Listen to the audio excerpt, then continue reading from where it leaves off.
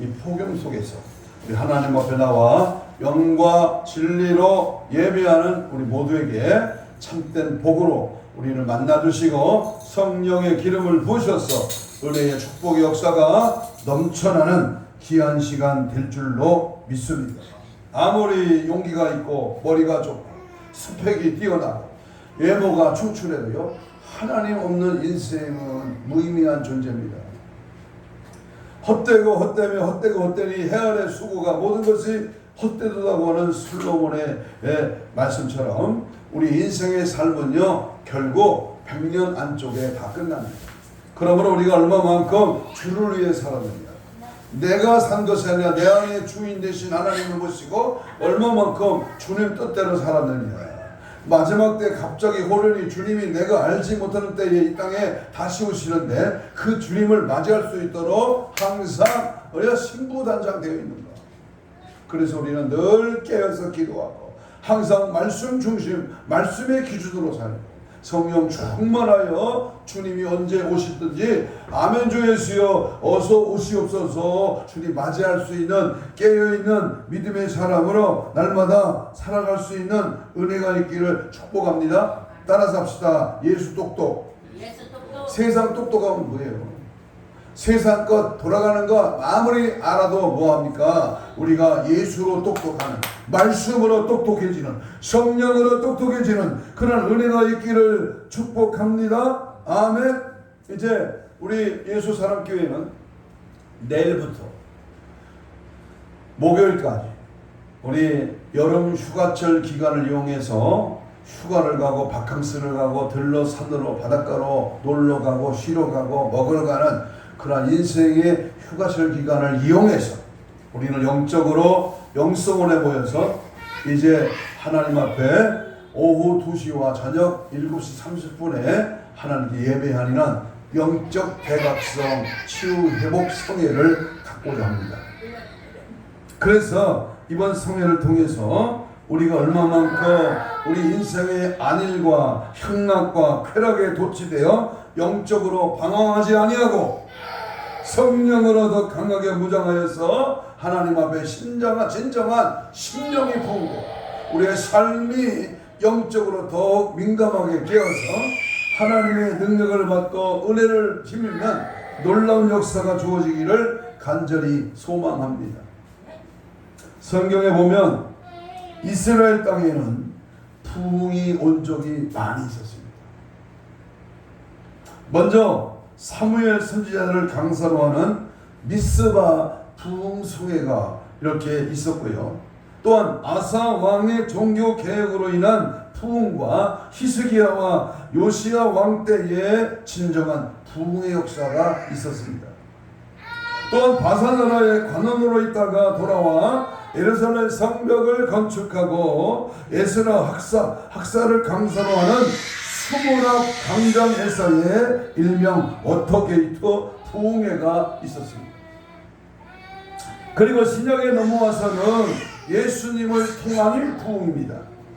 벳세다 광야에서 부흥회를 성인 남자들만 계산해도 5,000명이나 되는 놀라운 기적의 부흥의 역사가 바로 벳세다 전역에서 있었습니다. 그리고 오늘 예수님께서 예루살렘 성을 방문하셨을 때에 양의 문 곁에 있는 베데스다라고 하는 연못에서의 그 기적과 그 놀라운 부흥의 역사를 발견할 수 있습니다.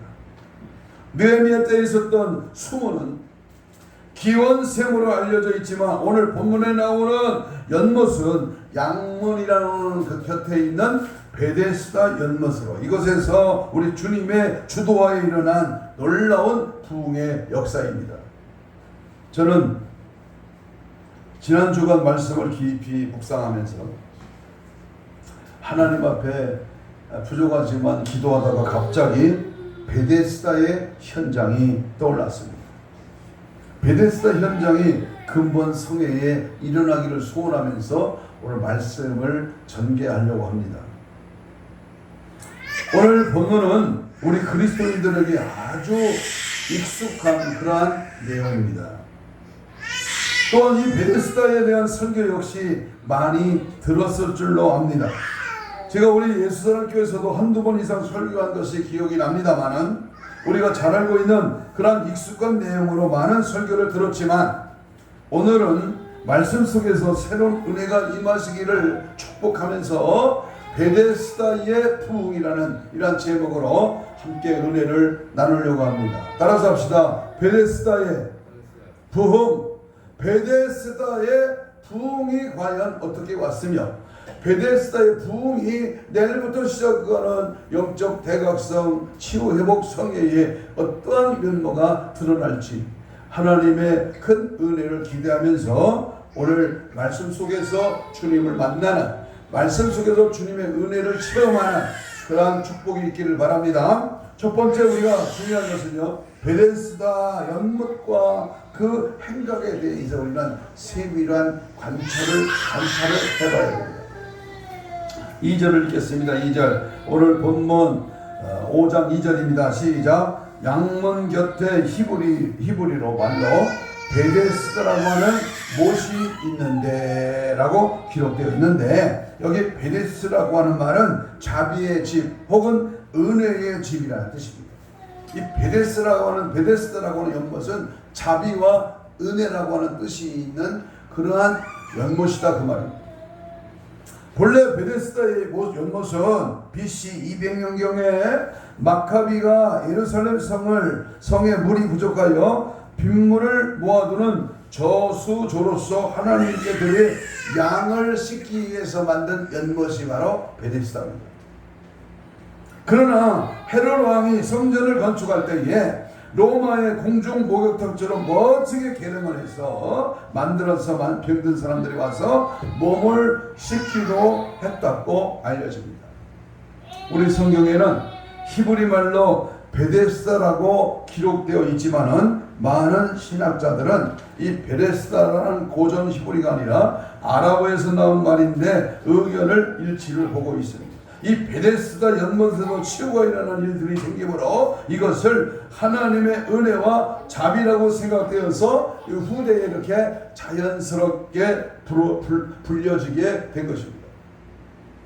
그런데 우리가 실상 주목해야 할 것은 이 베데스다 연못은 이름 그대로 자비의 집이었다고 하는 것인데 치유가 일어나고 있기에 수많은 병자들이 이곳에 몰려든 것입니다. 모두가 바라는 것은 하나님의 자비의 손길입니다. 우리 인생들은 모두 하나님의 은혜를 사모하며 하나님의 구원의 그 은총과 자비를 기다리고 있습니다. 지금 이 세상이 바라보는 곳이 어디이어야 할까요? 시원한 바닷가? 높은 그 산에 올라가서 정말 그 자연의 신비를 느끼는 것? 좋은 음식을 먹고 좋은 관광소를 찾아다니고 좋은 곳에서 편안히 쉬는 것이 우리가 바라보는 것입니까? 바로 이 베데스다와 같은 교회이며 구주 예수 그리스도가 우리가 바라고 믿고 따라가야 할 일입니다. 예수님만이 우리 인생에게 자비의 손길을 내미는 바로 베데스다이십니다.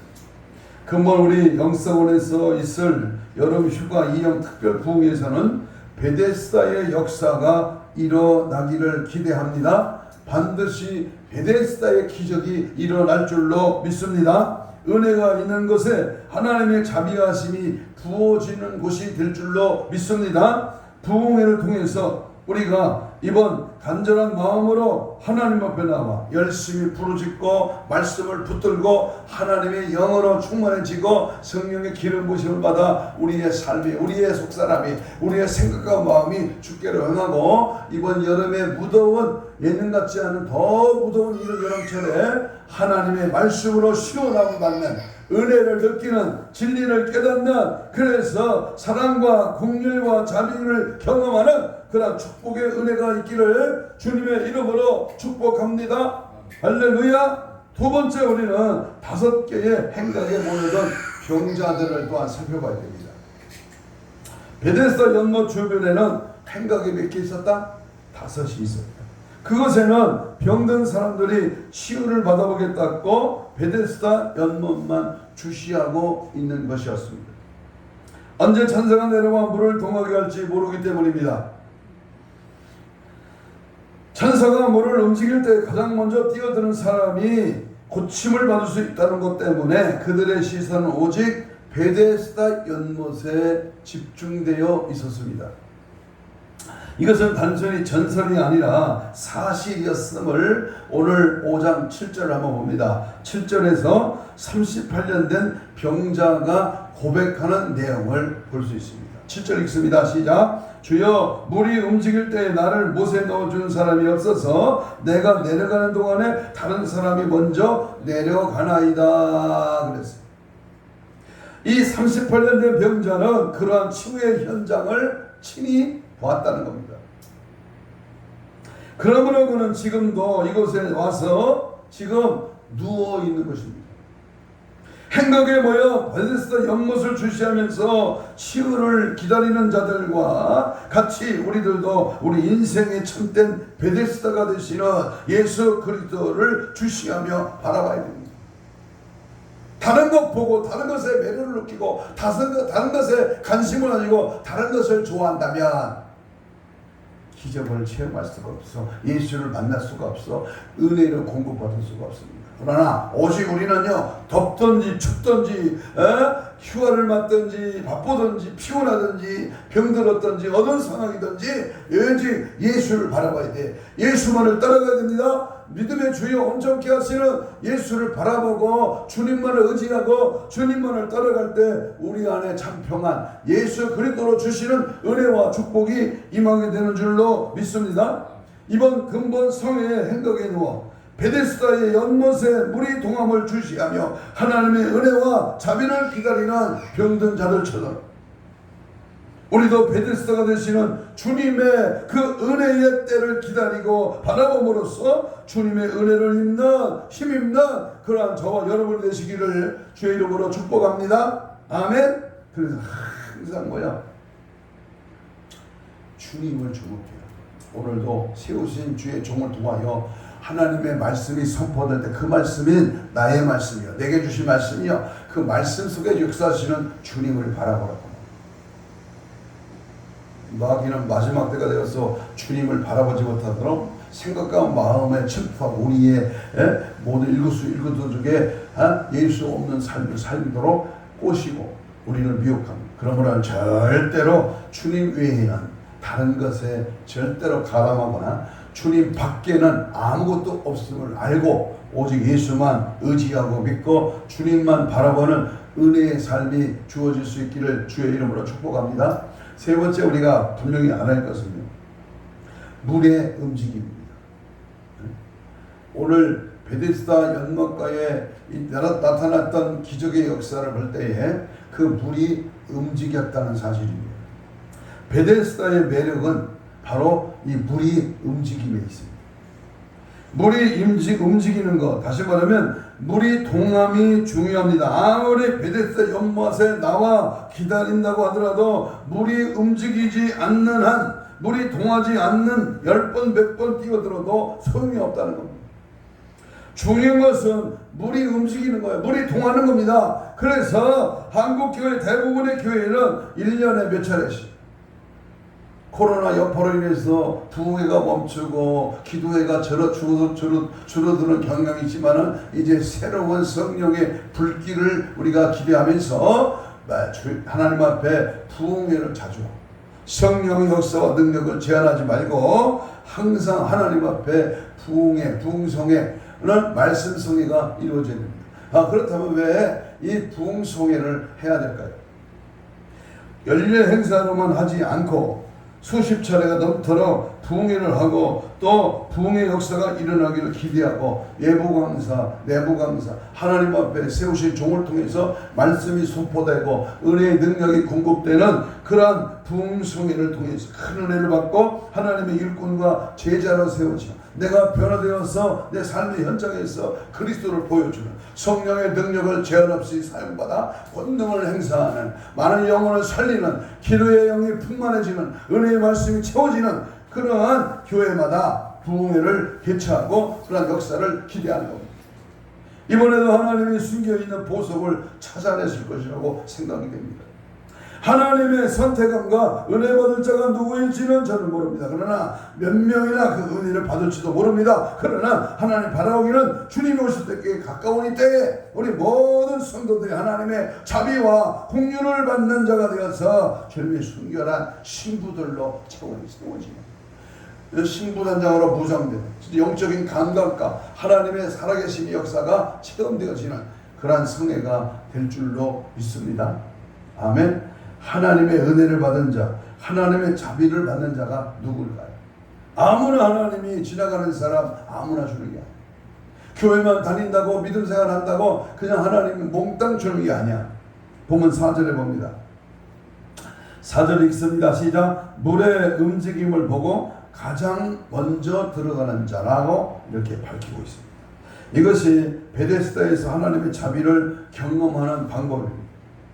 그러나 저는 오늘 본문을 보면서 근본 성회에 하나님의 은혜와 그 자비를 경험할 수 있는 자는 물의 움직임을 보는 자가 아니라 물의 동함과 같이 심령이 동함이 있는 자를 말하고 있습니다. 따라서 합시다. 심령의 동함이 있는 자. 내가 직접 연못에 들어가는 것도 중요하지만 내 마음이, 내 심령이, 내 속이, 바로 내 심령이 움직이게 됩니다.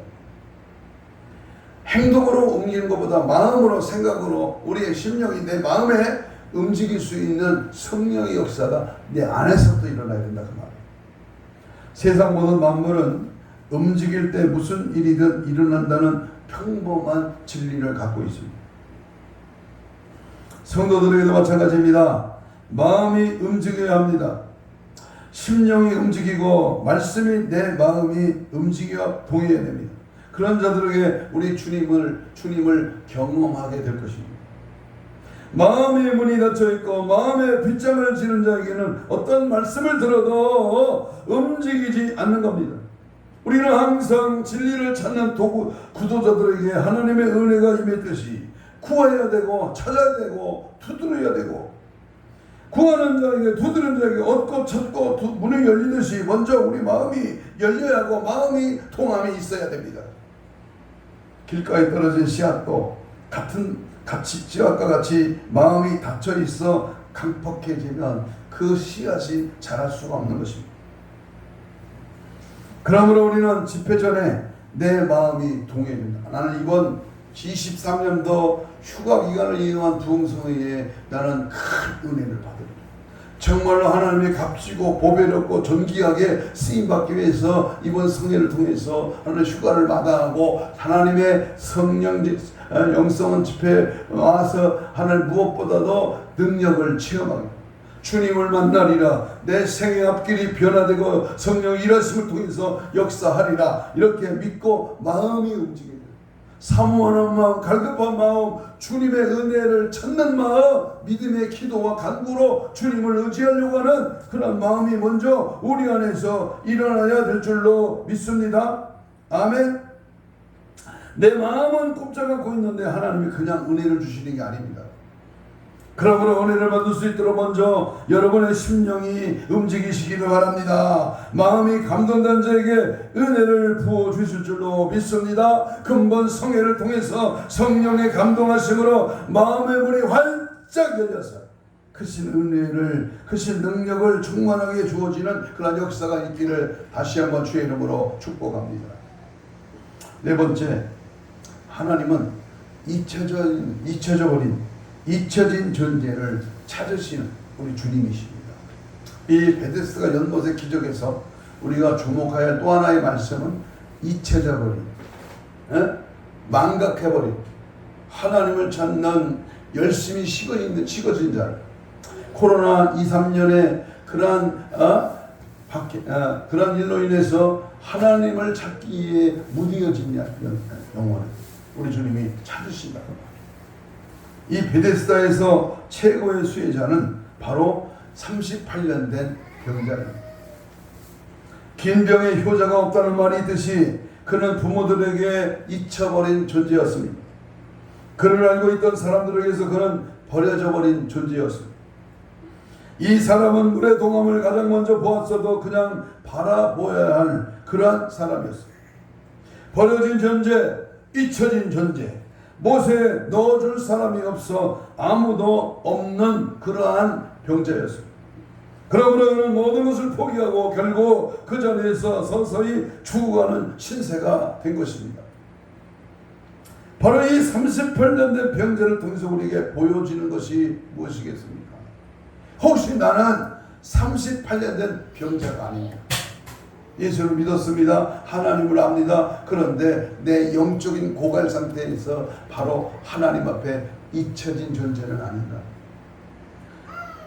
죄를 범함으로 하나님께 버림받아 꼼짝없이 죽어가는 인생이 보여집니다. 죄 때문에 서서히 죽어가는 인생, 서서히 무너지는 인생, 아무런 구원의 여망이 없는 그러한 인생을 볼 수 있습니다. 하나님을 떠나 서서히 죽어가는 인생에게 필요한 분이 누구이십니까? 바로 예수 그리스도이십니다. 병이 든 지 38년이 된 이 사람을 아무도 기억해 주지 않았지만 버림받은 그 병자에게 어느 날 우리 주님이 찾아오셨습니다. 그에게는 바로 예수님이 베데스다였습니다. 전혀 생각지 않는 진정한 베데스다가 바로 우리 주 예수 그리스도이십니다. 사도 요한이 이 베데스다 연못의 이야기를 기록한 이유가 바로 여기에 있는 것입니다. 인생의 베데스다는 바로 예수 그리스도이심을 분명히 우리에게 알려주기 위해서 말씀이 기록됐습니다. 혹시 우리 교회 안에 38년 된 병자와 같은 아무도 알아주지 않는 그런 자가 있습니까? 죄의 문제를 아직 해결하지 못해서 서서히 죽어가고 있는 자가 있습니까? 나는 천국 가는 줄 알아. 나는 구원받았어. 나는 믿음 있어. 그런데 점점 더 지옥으로 끌려가고 있는 인생은 없습니까? 혼자서는 일어설 수 없는 자, 아무리 힘을 쓰고 발버둥을 쳐도 믿음이 한 걸음도 앞으로 나가지 못하는 항상 그 자리에 있는 자가 있다면 소망을 가지고 이번 성회에 나오시기를 바랍니다. 주님이 찾아오시면 모든 문제는 해결됩니다. 주님을 만나면 인생의 고생은 끝납니다. 주님을 찾고 의지하고 주의 은혜가 내 안에 임하고 주님을 경험하고 주님의 능력이 내 속에 날아올 때에 우리의 삶은 앞으로의 인생은 천국 생활, 천국을 소망하며 남의 다른 영혼을 살리는 하나님의 능력자로 세워질 줄로 믿습니다. 38년 된 병자가 누워있는 동안에 이 병자의 문제는 예수님이 오시자마자 한순간에 해결됐습니다. 그리고 이 병자의 고백을 보면서 한 가지 우리가 생각해야 될 것은 누군가의 도움을 기다리는 자들이 있음을 알아야 합니다. 전하지 않으면, 전도받지 않으면, 예수를 말하지 않으면 하나님을 알지 못하는 영혼이 주님을 찾기에 갈급한 심령들이 바로 있다는 사실입니다.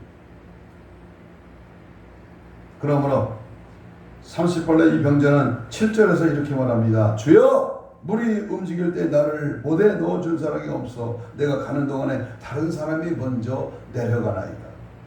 우리 주변에 이런 사람들이 분명히 있을 것입니다. 누군가의 도움이 없이는 도저히 교회 나올 수 없는 자가 있습니다. 스스로 나올 수 없는 자, 그는 사람들에게 관심을 얻지 못하는 자여 버려진 자일 수도 있습니다. 우리는 돌아봐야 됩니다. 나의 도움이 필요한 자가 있지 않는지 돌아보고 38년 된 병자와 같이 도움을 요청하는 자가 있는지 우리는 살펴봐야 됩니다. 그래서 전화하고 문자 놓고 그리고 찾아가고 또 말을 하고, 잠든 영혼, 병든 영혼, 죽은 영혼, 실족한 영혼, 방황하는 영혼, 지옥 가는 영혼들에게 이런 영적으로 내 각성의 바람이 불어서 치유되고 회복되는 우리 모든 은혜가 이번 휴가철 기간에 먹고 즐기고 잠깐 보내는 일주일의 휴가를 그냥 흠이 없이 육신의 정욕으로 쓰임받지 말고 영적으로 깨어나는 은혜의 성령 역사가 충만하는 귀한 성의 귀한 은혜가 우리에게 주어지기를 주의 이름으로 축복합니다. 5번째, 주님은 베데스다 연못에 찾아오셔서 38년 병자에게 이렇게 명령합니다. 일어나 걸어가라. 일어나 걸어가라. 주님의 치유의 엄청난 기적의 말씀입니다. 자비의 집이라고 불려지는 이 베데스다, 그러나 실제 이름과는 다르게 자비의 집, 다른 자비의 집이었습니다.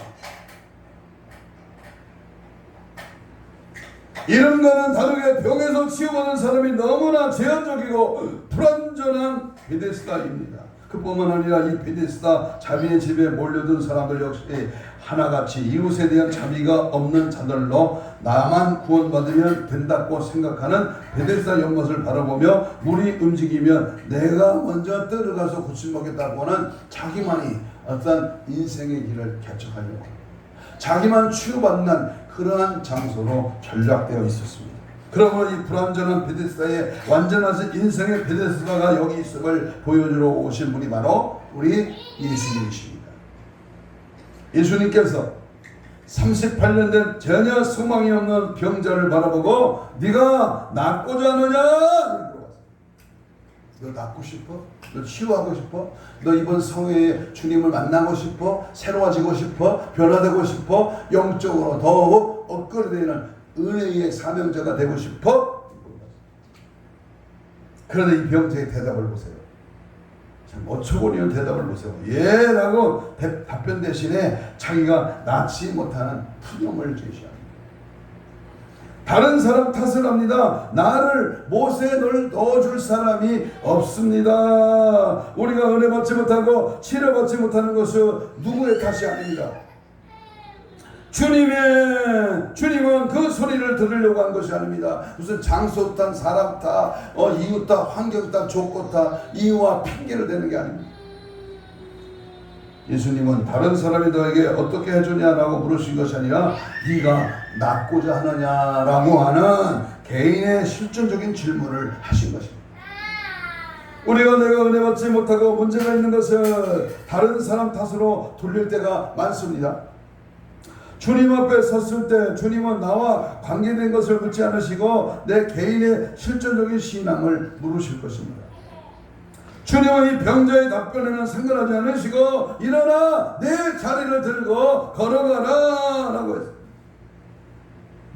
네가 누워있는 자리는 삶의 자리가 아니라 죽음의 자리라는 겁니다. 네가 그대로 있다면 너의 인생의 믿음은 헛방이다 말이에요. 내가 교회를 다니고 예수를 믿지만 이대로 가다가는 천국 가기는 틀렸다 이런 질문입니다. 그 전에 누워있을수록 찾아오는 것은 다른 사람에 대한 실망과 원망과 불평이며 결국 찾아오는 것은 죽음으로 그 자리에서 속히 일어나라는 겁니다. 근본성에 일어나는 역사가 바로 일어나는 역사, 회복되는 역사, 치유되는 역사, 뭔가 전보다 믿었던 우리의 신앙이 새로워지는, 변화되는, 뜨거워지는, 열정 있는, 최선을 다하는 주님이 오시기에 합당한 믿음의 그러한 인생이 일어나라는 겁니다. 여러분이 누워있는 자리가 다른 사람을 판단하고 미워하고 원망하고 절망하는 자리에 그래서 지옥 가는 그 자리가 아닌가를 살펴보시기 바랍니다. 이대로 가다가는 이렇게 믿다가는 이렇게 신앙생활 하다가는 안 됩니다. 제가 우리 부흥사들에게 농담 섞인 말로 이런 말합니다. 줄을 잘 서라. 이게 무슨 말입니까? 예수의 줄을 서라는 거예요. 예수님으로 가신 그 길을 따라가는 겁니다. 가끔 가다가 딴 길로 새지 말라는 거예요. 이단의 사상과 이단의 그 속삭임 앞에 넘어가. 먹는 거, 마시는 거, 즐기는 거, 뭐 명예욕, 권세욕, 무슨 물질욕, 무슨 영적인 일. 줄을 잘 서서 하나님의 은혜의 자리에 믿음으로 살아가는 겁니다. 여기 내 자리를 들고 라는 말을 했는데 이 병자가 깔고 있는 자리는 그에게서 아주 소중한 곳이었습니다.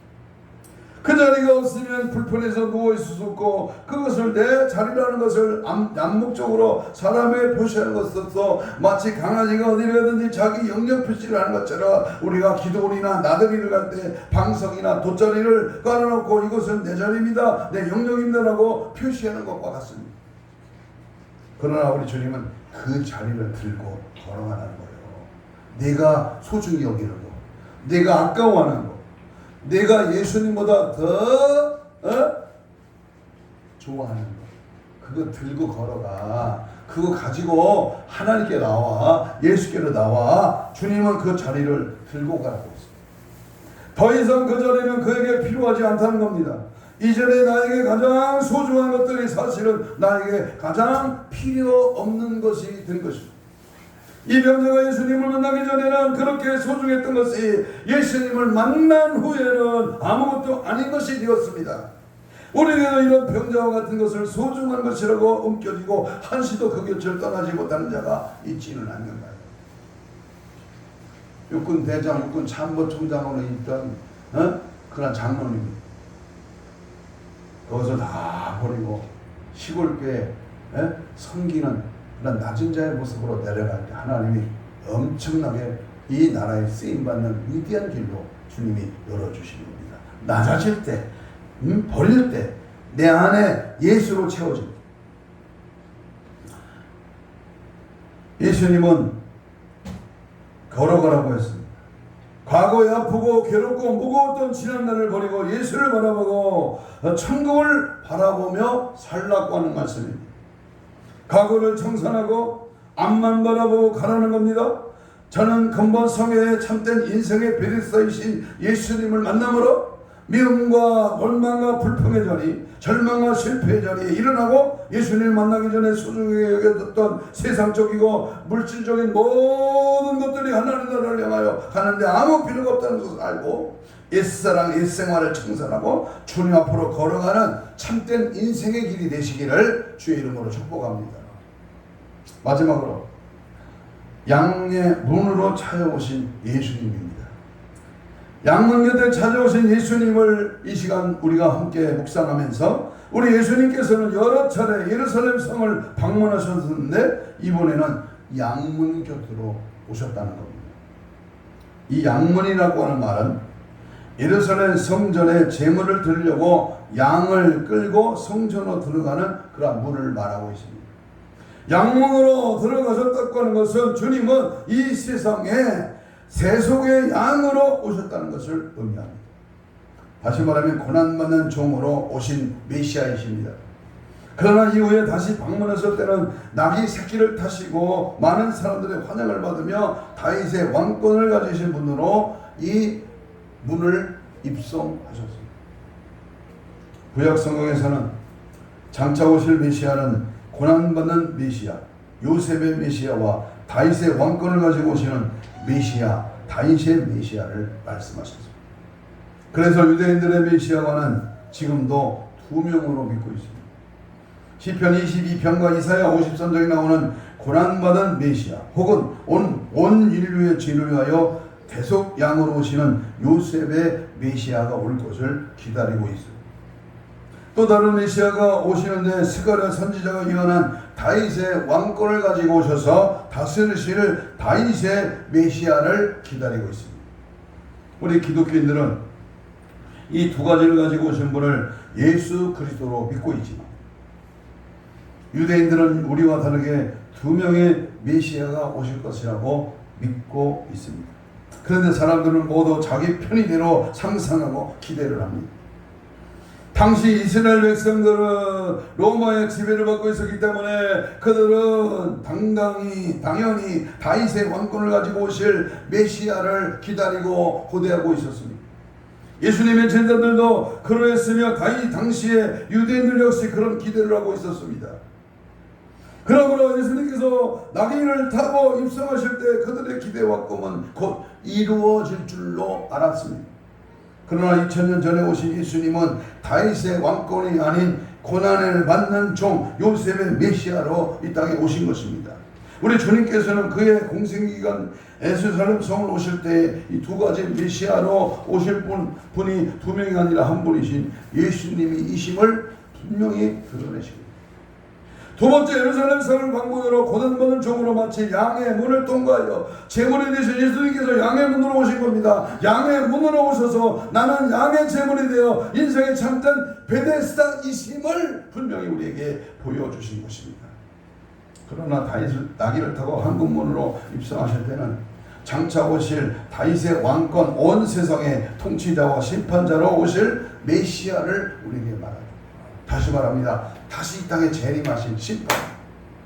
장차 이 말 내가 알지 못하는데 갑자기 도련이 호적같이 오시는 우리 주님의 심판주로 오실 메시아를 가리키고 있습니다.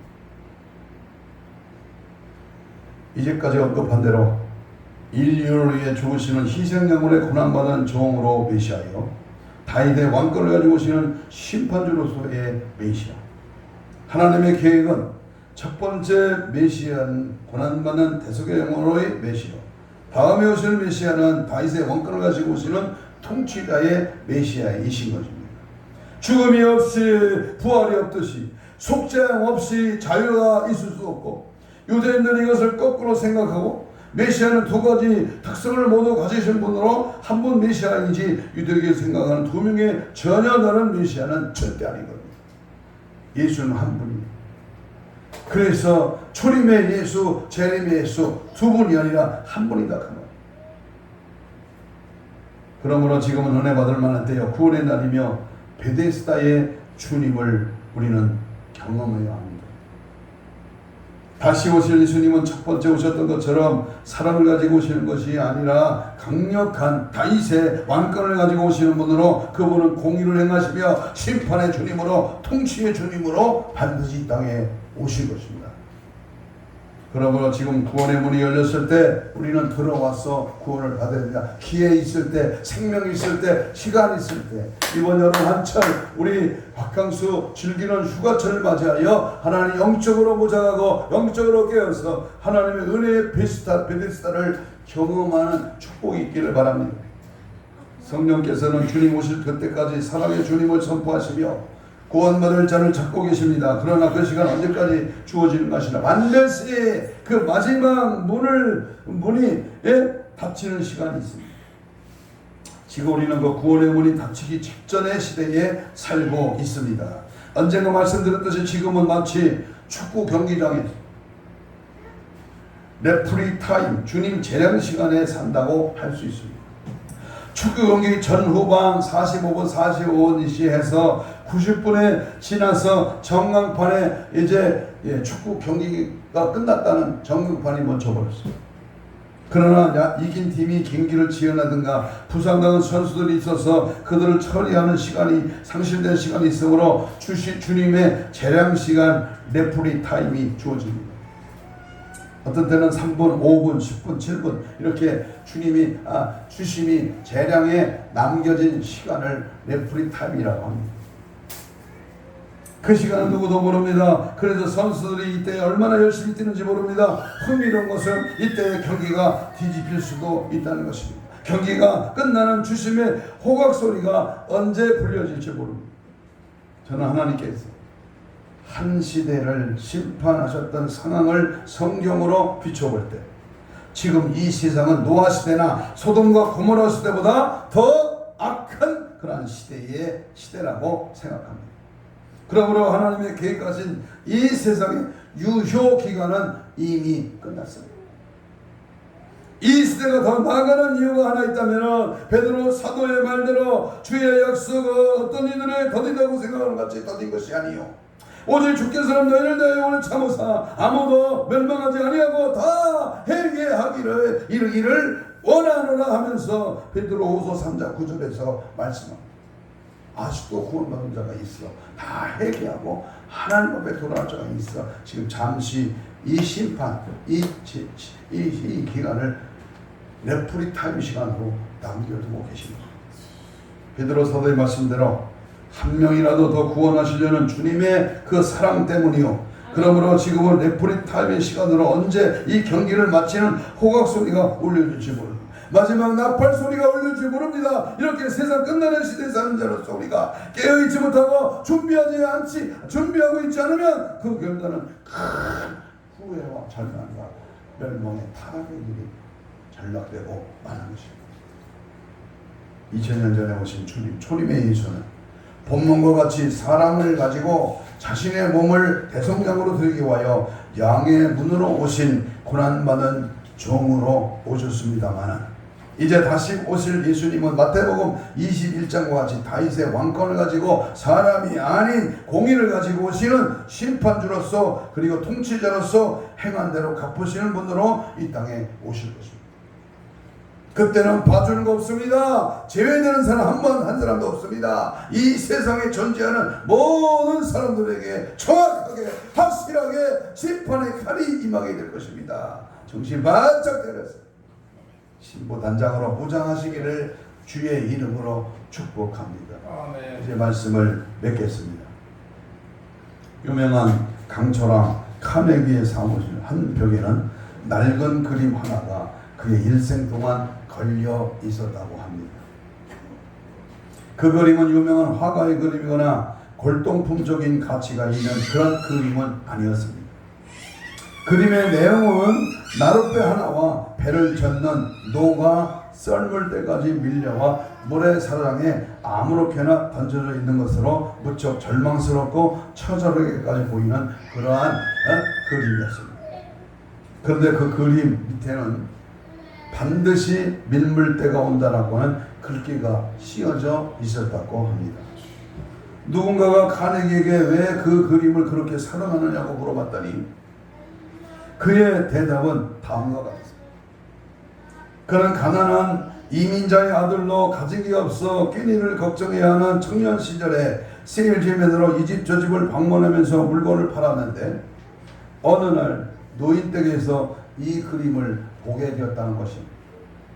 그에게는 이 그림이 참 인상적이었고 특히 반드시 밀물 때가 온다고 하는 그 글귀를 항상 그의 뇌리에서 잊혀지지를 않았습니다. 그래서 28살 되던 해에 기어코 그 노인을 찾아 용기를 내어서 청했습니다. 할아버지께서는 세상을 떠나실 때에 그 그림 좀 자기에게 줄 수 없겠느냐고 간곡히 부탁을 드린 것입니다. 노인은 기꺼이 그의 청을 들어주었습니다. 카네기는 이 그림을 일생 동안 소중히 보관하면서 밑에 적힌 반드시 밀물 때가 온다라고 하는 글귀를 그의 생활 신조로 삼았다고 하는 것입니다. 무슨 말입니까? 내일 저녁부터 시작되는 이번 성회, 성령 하나님의 영광을 나타내고 나를 위하여 예비된 준비된 성회인 줄로 믿고 바로 밀물 때 반드시 온다. 반드시 나에게 기적의 날이 온다. 나를 통해 일하시는 성령의 역사가 넘쳐나는 그러한 기회가 찾아옵니다. 그날이 그 기회가 바로 밀물 때가 오는, 반드시 썰물이 오면 밀물이 때가 온다는 사실, 하나님의 은혜의 보좌, 지금까지 살아온 우리 신앙생활이 이제 내 나이가 몇이며 내 신앙생활에 어떤 영향을 받았습니까? 이번 여름 휴가철에 놀라운 성령의 역사가 함께하기를 소망합니다. 이번 성에 아직 구원의 은혜와 사랑과 하나님의 자비가 있을 때 우리 주님을 영접하고 신앙의 회복을 가져오는 그런 성회가 되기를 소망합니다. 주님과의 첫사랑을 회복하는 성회 되기를 바랍니다. 이 생애가 어쩌면 내 인생의 마지막 기회가 될 수도 있습니다. 휴가철을 이용해서 영적 대각성의 은혜가 주어지므로 마지막 때를 준비하시기를 바랍니다. 양의 문으로 오셨을 때 베데스다의 은혜와 자비를 경험해야 합니다. 양의 문에서 베데스다를 경험한다만이 일어나 주님을 맞이할 수 있습니다. 그리고 마지막 나팔이 울릴 때에 이 세상으로 오시는 주님을 기쁨으로 맞이하게 될 것입니다. 베데스다 마라나타의 절대신앙, 때를 분별할 수 있는 지혜를 구하면서 신랑에서 맞이하는, 그래서 준비되는 깨어있는 이번 베데스다 연못에 주님을 경험하는 이번 성회를 통해 큰 은혜가 넘쳐도록 채워지는 은혜가 있기를 주의 이름으로 축복합니다. 아멘. 이 시간 다 같이 주어진 말씀을 생각하면서 우리 2분 동안만 통성으로 기도합니다. 베데스다를 찾아오신 예수님은 근본 성회를 통하여 찾아오셔서 회복하시고 치유하여 주옵소서. 다시 오실 우리 예수님을 만나는 경험이 있게 하시되 준비된 신앙으로 굳게 서게 하옵소서. 회복되는 역사, 치유되는 은혜를 부어 주옵소서. 나의 고질병을 고쳐주시고 생각과 마음을 다스려 주옵소서. 거룩한 신구단장으로 무장되게 하옵소서. 날마다 깨어 기도함으로 정신 바짝 차려 신랑 예수 맞이하는 신부된 교회가 되게 하여 주옵소서. 주여 삼창 부르며 주먹고 간절히 기도합니다. 주여 주여 주여 성령이여 기도하며 성령의 불러 충만하게 채워주게 하시고 베데스다 연못가에 주님 만나듯이 오늘 믿어든 예수님이 우리의 성회를 통하여 예배를 통하여 주님을 향한 마음의 중심을 통하여 주님 역사하시고 만나시고 치유하시고 회복되게 하시고 마지막을 준비하며 기다리며 성령 충만하여 다시 오실 주님을 맞이해서 깨어있는 신부 단장으로 무장되기를 원합니다. 주님 역사하시옵소서. 주님 만나주시고 주님 해결되게 하시고 이번 성회를 통하여 주님과의 첫사랑이 회복되기를 원합니다. 주님의 자비와 긍휼과 사랑과 은혜를 경험하는 복된 은혜의 예배가 되기를 원합니다. 마지막 때를 준비하며 마지막 때를 사모하며 기도하며 하나님의 거룩한 역사가 능력을 내가 제한없이 나타나기를 원합니다. 예수의 피로 질병의 사람 다 떠나 우리 문제가 해결되기를 알려지고 영적으로 부여하여 천국 소망 천국의 생활 천국의 믿음으로 살아갈 수 도와주시고 특별히 주의 은혜 성령 역사가 넘쳐나도록 주님 인도하시고 주관하시고 주님 함께하시고 주님 역사하여 주시옵소서. 주만이 나의 삶이여 생명이여 능력이여 주님만이 나의 모든 것이 이루어지는 주님의 놀라운 역사가 주님을 높이고 지지하고 따라가고 재현하고 사랑하고 예수의 생각과 사상과 주님의 본질과 주님의 놀라운 세계를 재현하고 믿음으로 성령으로 말씀으로 충만해지는 영적 각성 대각성 시우 집회가 되도록 주님 인도하시고 주장하시고 함께하시고 역사하여 주시옵소서. 함께하시고 은혜 베풀어 주옵소서. 성령의 절정에 들어오라 쓰임받게 하여 주시옵소서. 역사하시고 은혜 주시고 믿고 감사하며 예수님 이름으로 기도하며 가슴에 손을 댑니다. 아픈 자는 병 위에 손을 얹습니다. 주님 감사합니다.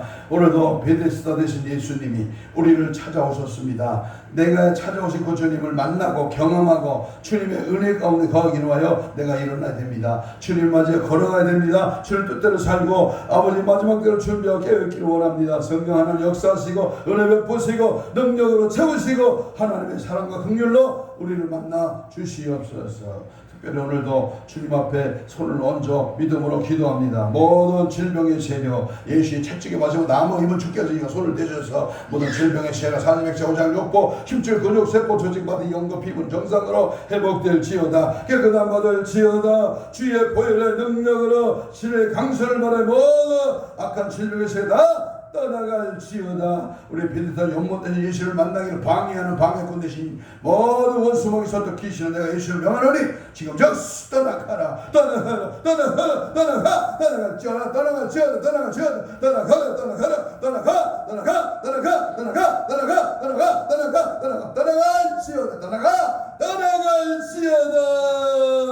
예수로 충만 말씀으로 충만 성령으로 충만한 베데스다 되신 주님 만나며 하나님의 크게 영광 돌리고 주님을 경험하는 은혜 역사가 날마다 더해감으로 신부단장 승리하도록 역사하여 주시옵소서. 감사하고 축복하며 예수님 이름으로 기도하옵나이다.